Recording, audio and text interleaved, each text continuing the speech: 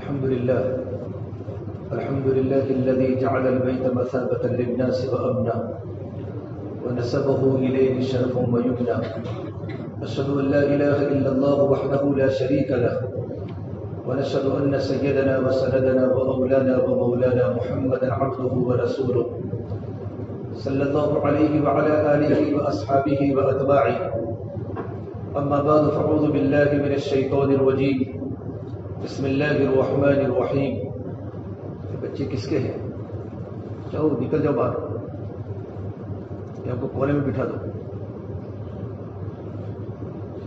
الحج اشہر معلومات فمن فرض فيهن الحج فلا رفث ولا فسوق ولا جدال في الحج وما تفعلوا من خير يعلمه الله وتزودوا فإن خير الزاد التقوى واتقون يا أولي الألباب.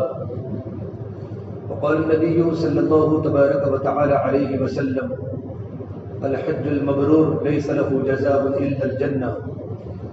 وقال النبي صلى الله تبارك وتعالى عليه وسلم: من حج لله فلم يرفث ولم يفسق رجع كيوم ولدته أمه، أو كما قال النبي صلى الله تبارك وتعالى عليه وسلم.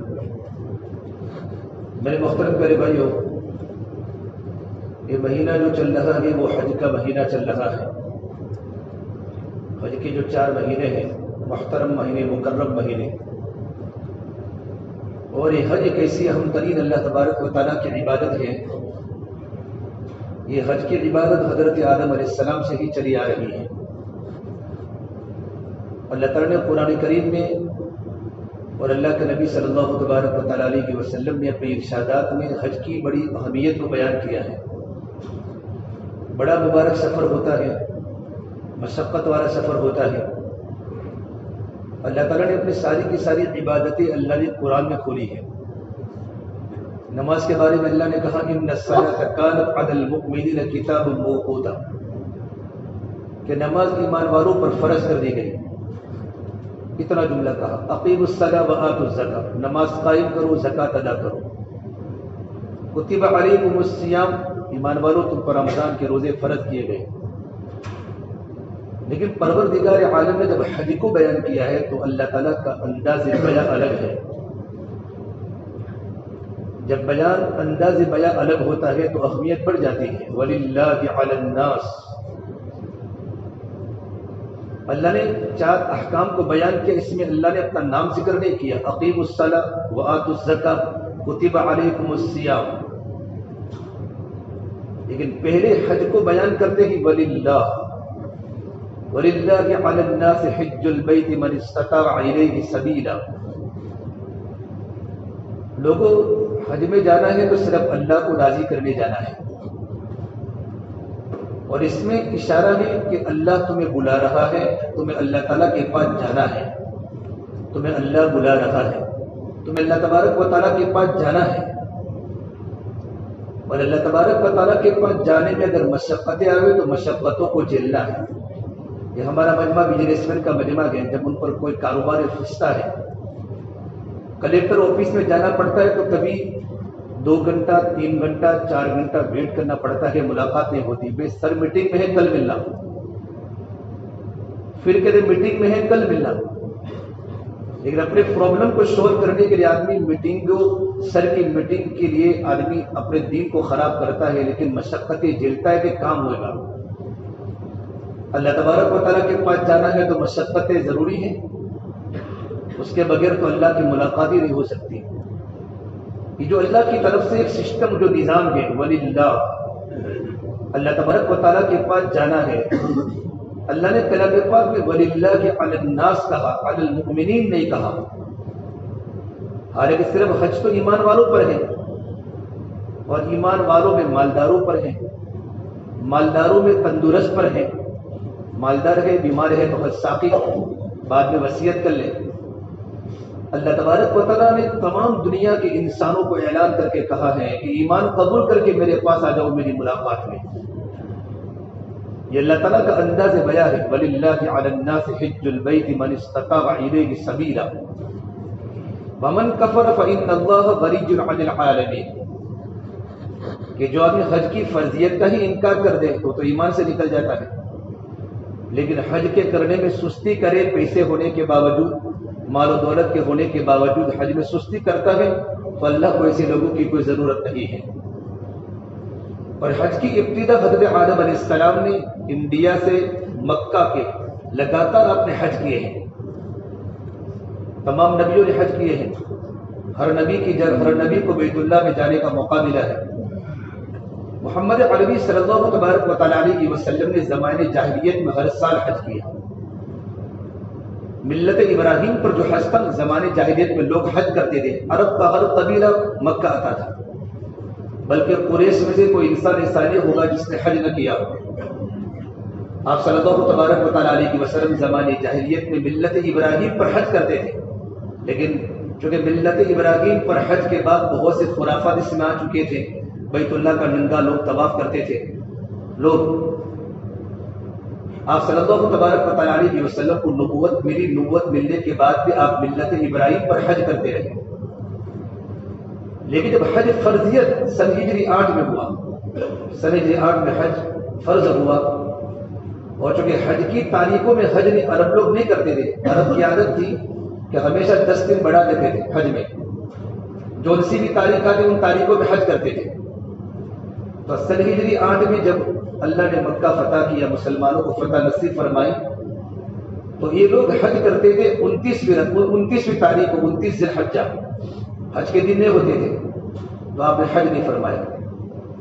دوسرا سال ہوا جب مسلمان مدینہ منورہ ریاست قائم ہو گئی، مسلمان مکمل فتح میں آ گئے، تبھی آپ نے خود حج نہیں فرمایا، کیونکہ حج کی تاریخ 19 ذی الحجہ آتی تھی، وہ حج کی تاریخ نہیں ہے۔ اب صدیق اکبر رضی اللہ تعالیٰ کو 300 کے قافلے کے ساتھ آپ نے حج کا امیر بنا کر آپ نے روانہ فرمایا، آپ نے حج نہیں کیا۔ اللہ کے نبی صلی اللہ تبارک و تعالیٰ علیہ وسلم چاہتے تو آپ فرماتے بھائی اسلامی ریاست قائم ہو چکی ہے، اب حج کی تاریخ میں حج ہوگا، لیکن اسلام جو پھیلتا ہے وہ تدریجاً پھیلتا ہے، تربیت و تدریج۔ اگر یہ دو طریقے نہیں ہوتے تو انسان کبھی اپنی منزل میں کامیاب نہیں ہو سکتا۔ ہو سکتا اگر آپ بتاتے بھائی اس سال حج نہیں ہوگا، تاریخوں میں حج نہیں آتا، تو عرب لوگ پھر جاتے، مرتد ہو جاتے، آٹومیٹک سن ہجری 10 میں 9 تاریخ ذی الحجہ آ گئی، اور اللہ کے نبی صلی اللہ تبارک و تعالیٰ علیہ وسلم نے حج کی فرضیت کا اعلان کر دیا کہ میں حج میں جا رہا ہوں۔ 11 میں تو آپ دنیا سے وصال ہو گئے۔ تو شریعت حج کے فرض ہونے کے بعد میرے نبی نے صرف ایک ہی حج کیا ہے، ایک ہی حج، شریعت کے آنے کے بعد، حج کی فرضیت کے بعد۔ آپ صلی اللہ تبارک و تعالیٰ علیہ وسلم مدینہ منورہ سے آپ نے اعلان کیا اور قبیلوں میں اعلان کروایا کہ میں حج میں جا رہا ہوں۔ میں آپ کو اللہ کے نبی کا حج مختصر وقت میں بتاتا ہوں۔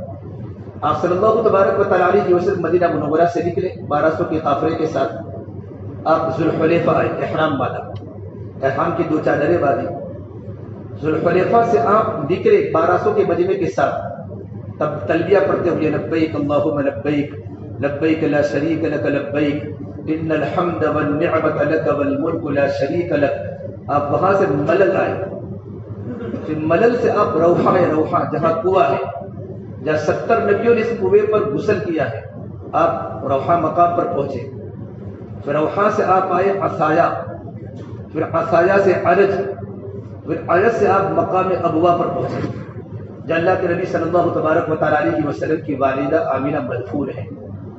بہت لمبی بات ہے، آپ پورے قافلے کے ساتھ قافلے کو وہیں بٹھایا، اور اوپر کی پہاڑی میں آپ صلی اللہ تبارک و تعالیٰ علیہ وسلم اپنی والدہ کی قبر پر گئے، اور عجیب کیفیت کے ساتھ آپ روئے وہاں اپنی والدہ کی قبر کے پاس۔ آپ 6 سال کے تھے، 6 سال کے، اور اپنی والدہ کا دم اللہ کے نبی کے سامنے گھٹا تھا، اور اللہ کے نبی کے سامنے کی والدہ کا انتقال ہو چکا تھا۔ وہ پوری کیفیت 57 سال کے پہلے کی کیفیت حضور کے سامنے آ گئی۔ آپ کا پورا روا روا رو رہا تھا۔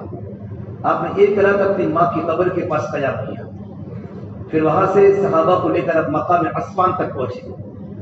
ابو بکر کون سی وادی ہے کہ عصفان ہے کہ میں صالح اور ہود علیہ السلام کو دیکھ رہا ہوں کہ اپنے اونٹنی پر بیٹھ کر بیت اللہ جا رہے ہیں لبیک اللہم لبیک پڑھتے ہوئے۔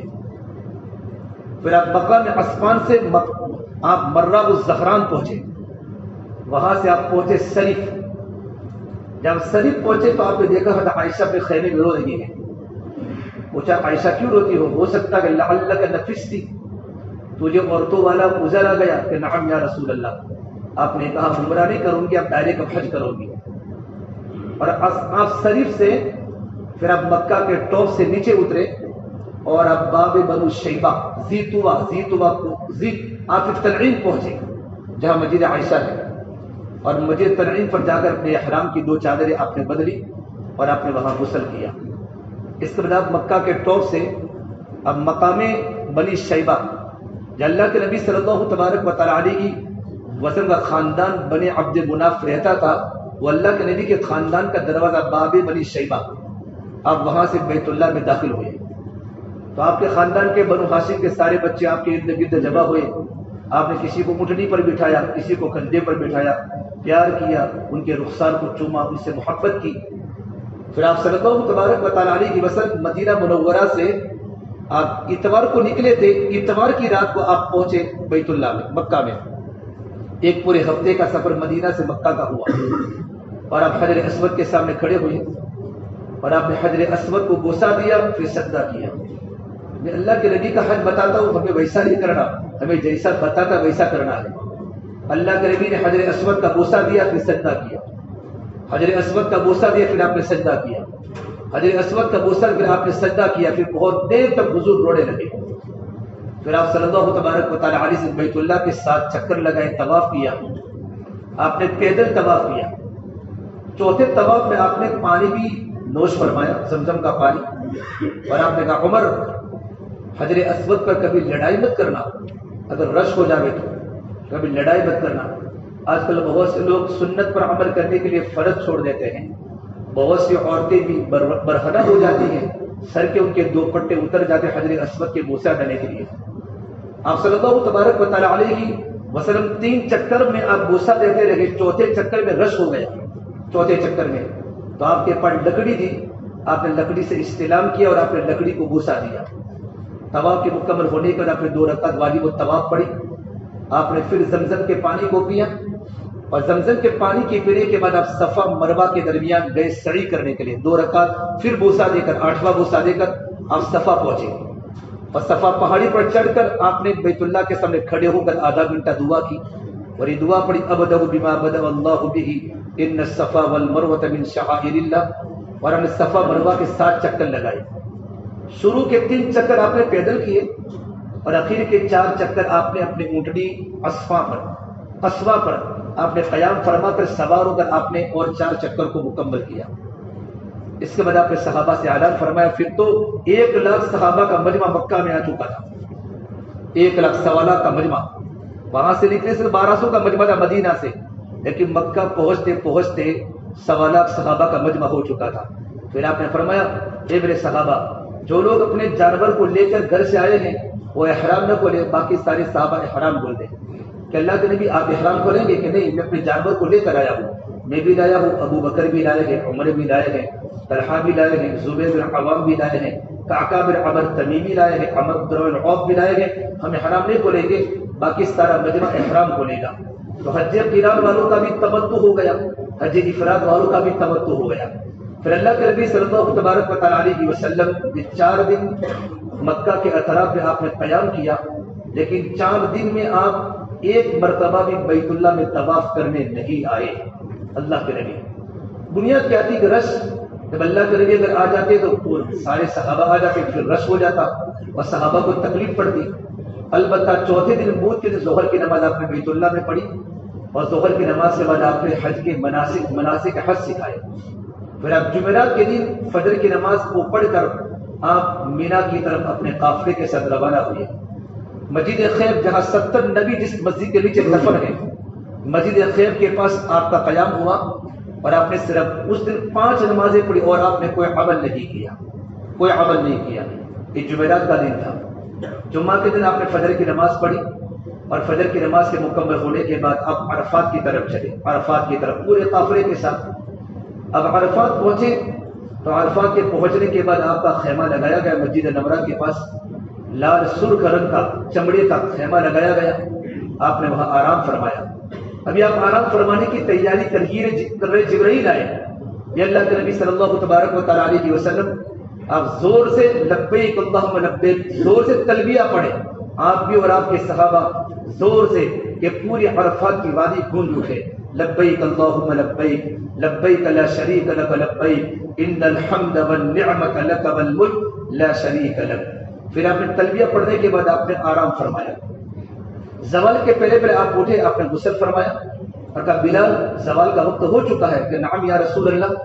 حضرت بلال نے اذان دی اور اب نورہ مسجد میں پہنچے اور آپ نے ظہر اثر آپ نے اکٹھی پڑھائی، اور آپ نے ظہر اثر اکٹھی پڑھانے کے بعد آپ نے خطبہ دیا، خطبہ 9 ذی الحجہ کو آپ نے خطبہ دیا، 10 ذی الحجہ کو آپ نے خطبہ دیا، 11 ذی الحجہ کو آپ نے 10-15 منٹ کا آپ نے خطبہ دیا، اور پورے خطبے پہ آپ نے حقوق اللہ کو بیان نہیں کیا، عبادات کو بیان نہیں کیا، آپ نے بندوں کے حقوق کھولے۔ آپ نے یہاں سے شروع کیا، لوگوں جس طرح آج کا دن بڑا محترم ہے، یہ مہینہ بڑا محترم ہے، کعبۃ اللہ بڑا محترم ہے، مسلمان کا جان مسلمان کی مال بڑا احترام ہے، کوئی کسی کی جان سے نہ کھلے، کوئی کسی کے مال سے نہ کھلے، ہر ایک مسلمان کی جان کی حفاظت کی ذمہ داری ہر مسلمان پر ہے۔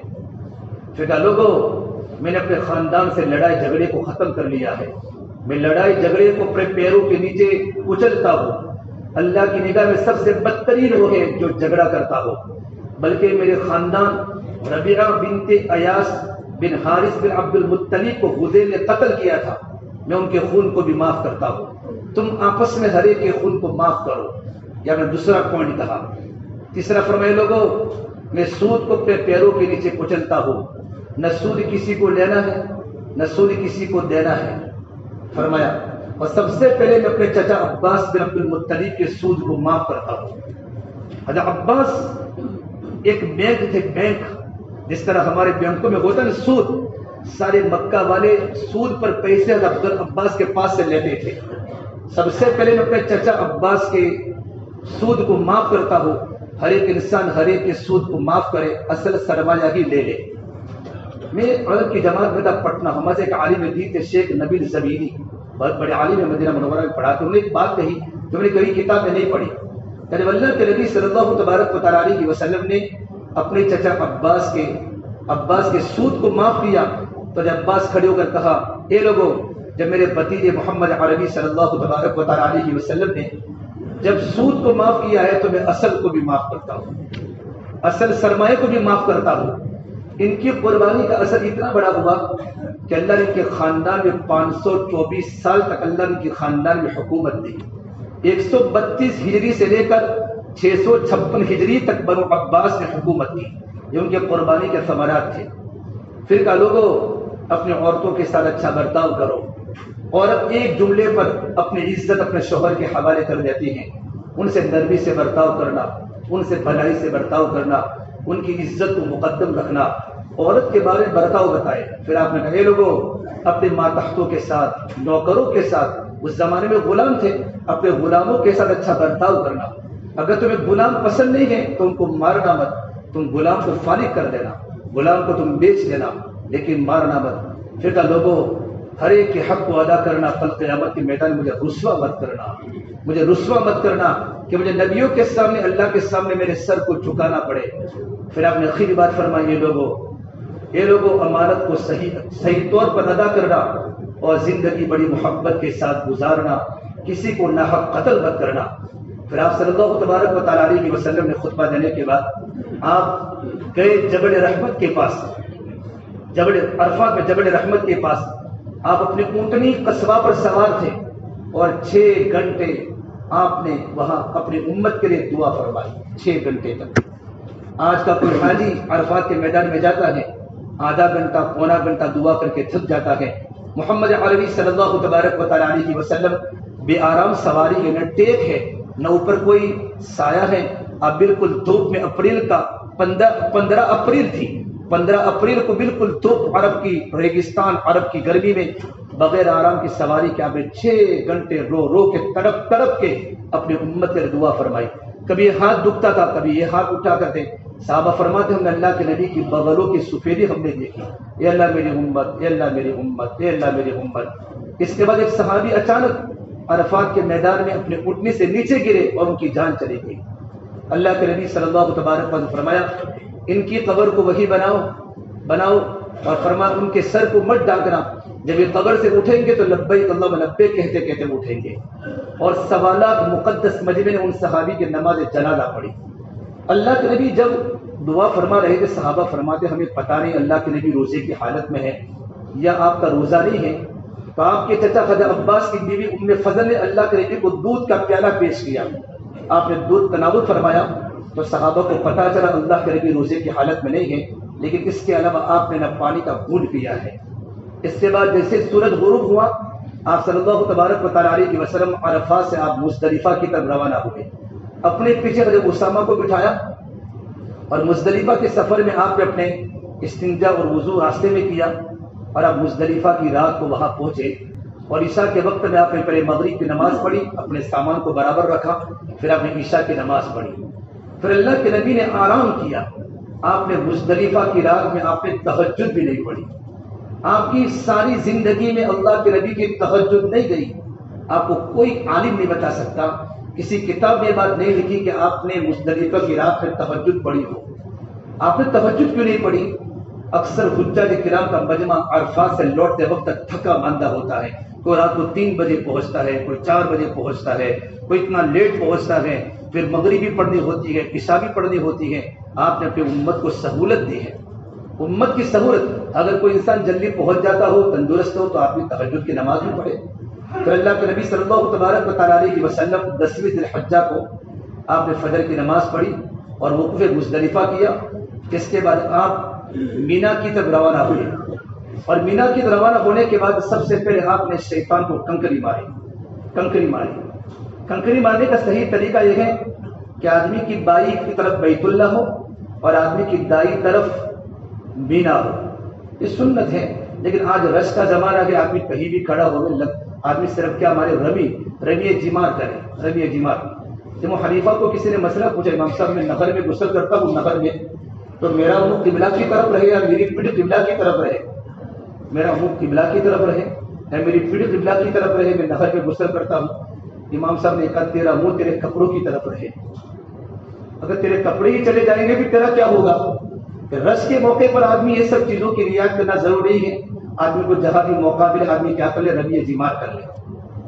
پھر اللہ کے نبی صلی اللہ تبارک و تعالیٰ علیہ وسلم نے شیطان کو کنکری مارنے کے بعد آپ قربان گاہ میں گئے اور آپ نے وہاں جا کر آپ نے 63 اونٹوں کو ذبح کیا.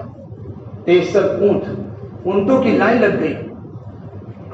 آپ کے لیے 100 اونٹ لائے گئے. 63 اونٹ آپ نے اپنے ہاتھ سے ذبح کیے، نحر کیے.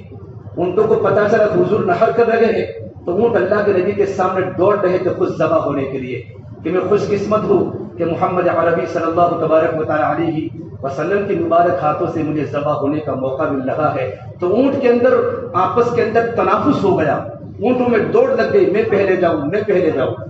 بقیہ حضرت علی نے ذبح کیے اور اللہ کے نبی صلی اللہ تبارک و تعالیٰ علیہ وسلم کی اہلیہ ازواج مطہرات کے لیے آپ نے کاؤ کو ذبح کیا.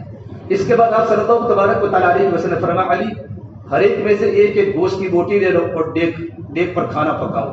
باقی صحابہ جتنا گوشت ہے گوشت لے جا رہا ہے، گوشت لے جا رہا ہے. جب کھانا پک گیا اللہ کے نبی صلی اللہ تبارک و تعالیٰ علیہ وسلم نے کھانا تناول فرمایا. آپ نے شوربہ پیا، صحابہ نے بھی کھانا کھایا. اس کے بعد آپ نے فرمایا بال کاٹنے ہیں.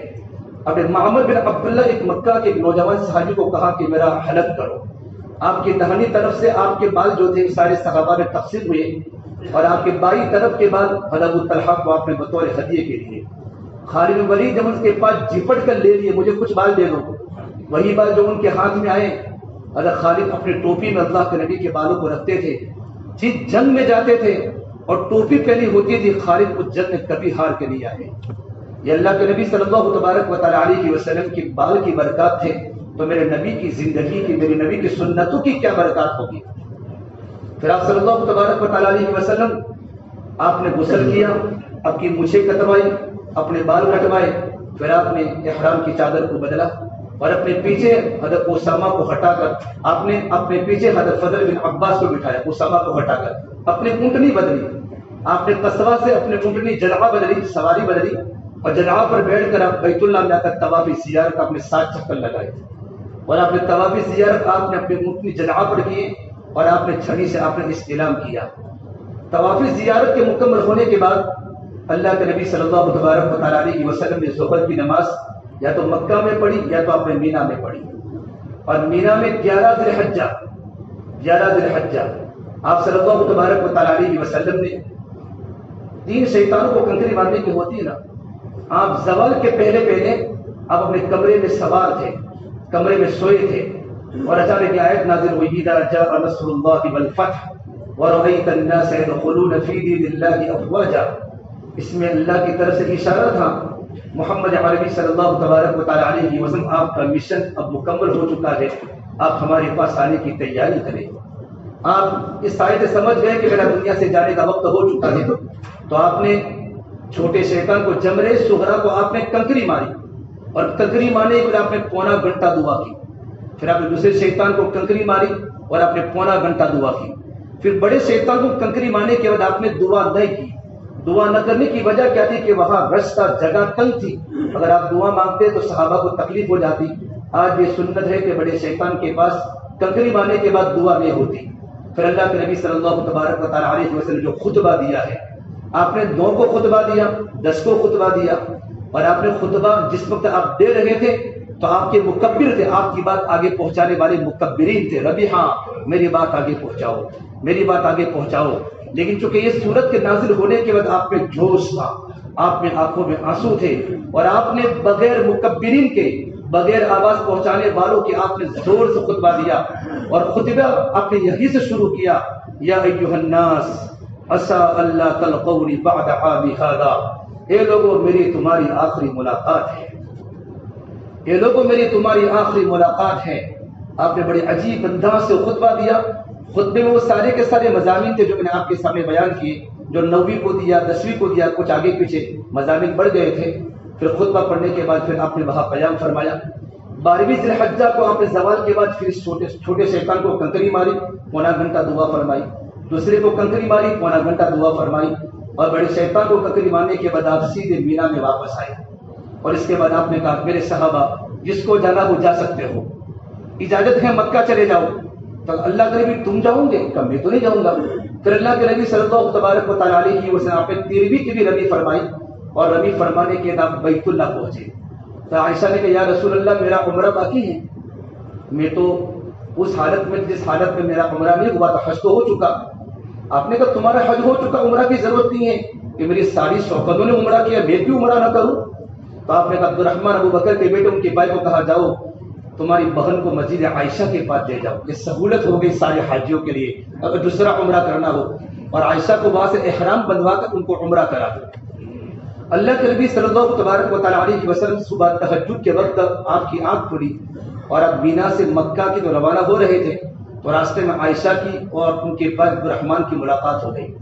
آپ جیسے بیت اللہ پہنچے, اور بیت اللہ میں جانے کے بعد تہجد کے بعد کا وقت تھا, آپ نے طواف وداع کیا. تو ام سلمہ یا رسول اللہ میں تو بہت تھک چکی ہوں. تو آپ نے کہا طواف زیارت ہو چکا ہے تمہارا, کہ ہو چکا ہے, تو آپ کو طواف وداع کرنے کی ضرورت نہیں ہے.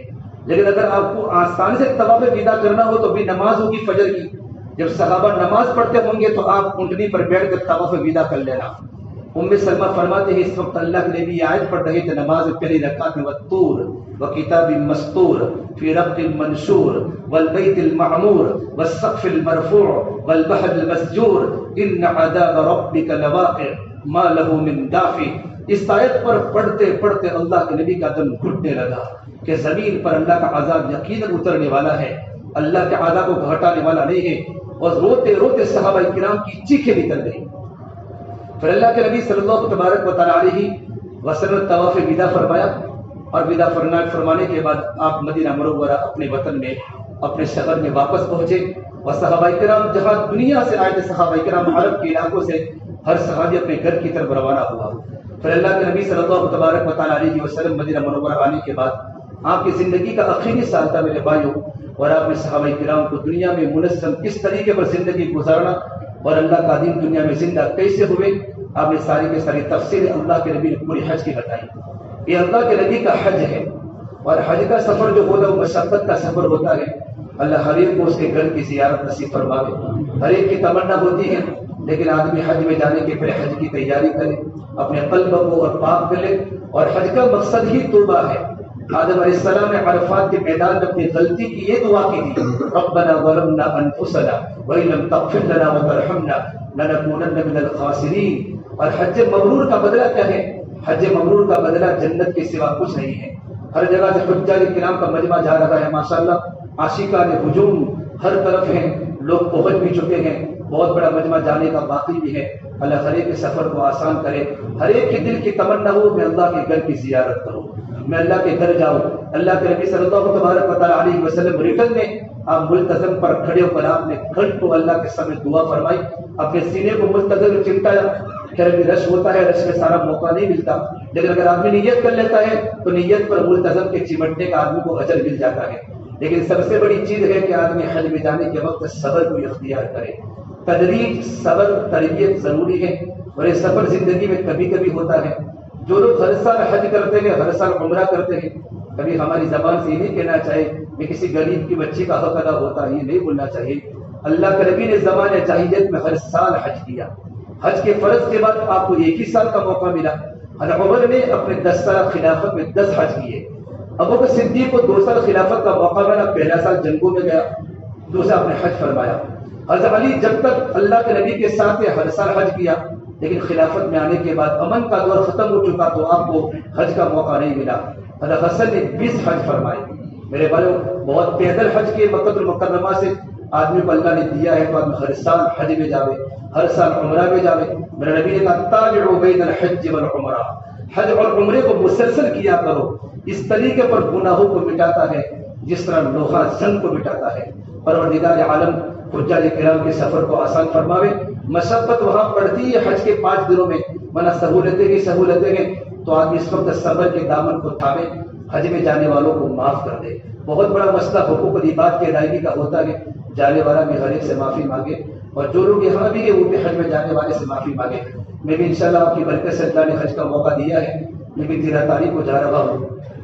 یہاں کبھی جمعہ کے بیانات میں کبھی آگے پیچھے کچھ بات میں نے کہہ دی ہو، اور ہو سکتا ہے ساتھ میں رہتے بات ہو ہی جاتی ہے، تو میں بھی آپ سے معافی کی درخواست کرتا ہوں، مجھے بھی معاف فرما دیں۔ اور آپ کے خاندان میں جتنے بھی لوگ حج میں ماشاءاللہ جا رہے ہیں، اپنے خاندان میں سے، دوستوں احباب میں سے، حاجی کی بڑی عظمت ہے، اور وہ حاجی کی سفارش 400 گراہوں میں ہوتی ہے، اور عرفات کے میدان میں حاجی جس کے لیے بھی دعا کرتا ہے، پروردگار عالم حاجی کی دعا کو رد نہیں کرتا اپنے لیے۔ ہاں البتہ نیت کا مسئلہ ہے، من حج للہ، کیا بھی صرف اللہ تبارک و تعالیٰ کے لیے بھی حج کریں؟ نیت صحیح ہوتی ہے تو نیت کا اثر زندگی پر پڑتا ہے۔ پروردگار عالم ہم تمام کو عمل کرنے کی، ان باتوں پر اللہ پاک ہمیں عمل کرنے کی توفیق عطا فرماوے۔ وآخر دعوانا الحمد للہ رب العالمین۔